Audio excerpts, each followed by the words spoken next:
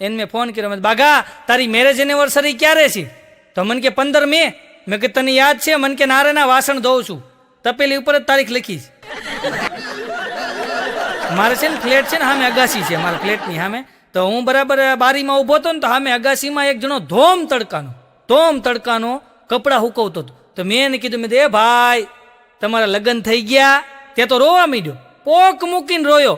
મેં કીધું પણ રો છો હું કામ એમાં? મેં તને ખાલી એટલું પૂછ્યું તારા લગ્ન થઈ ગયા એમાં રો છો હું કામ? મને કે તમને એટલો વિચાર ન આવે કે આ ધોમ તડકામાં મારી મમ્મી હું મને કપડાં લુગડા હુકવવા માટે મોકલે? હું ઘરે વયો ગયો.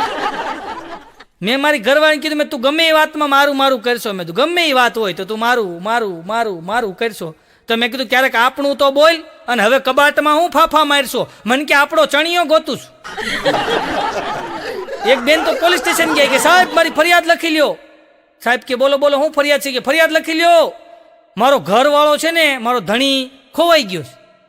તો સાહેબ કે એની કોઈ નિશાની છે? કે આ છે ને 8 વર્ષનો મુનો છે, 6 વર્ષનો ટીણીયો છે. હમણાં બાઘા મારો ભાઈબંધ છે ને એને માથે પાટો હતો. મેં કીધું બાઘા શું થયું? મને કે નળ ખરાબ થઈ ગયો ને. પણ મેં કીધું એમાં પાટો કા બાંધ્યો? મને કે ભાઈ એમાં એવું થયું કે નળ મેં હાથે રિપેરિંગ કર્યો. તો પણ મેં કીધું એમાં પાટો કાં આવ્યો? મને કે સાંભળો, હું નળ રિપેરિંગ કરવા ગયો તો મેં અંદર જઈને જોયું કે આમાં તો પાના કયું લાગે કંઈ નક્કી નહીં. એટલે પછી કે મેં બાથરૂમમાં બેઠા જ મારી ઘરવાળીને અવાજ માર્યો, વાંદરી પાનું લાય. પછી કે પાનું આવે, દસ્તાનો ઘા આવ્યો હોય. મેં કીધું બે ફામ ગાળ્યું દેશ અને સમજાવો. મને કે ગાંડો છે. મેં તો તમને કેમ ગાળું નથી દેતો? મને કે એટલો બધો ગાંડો નથી.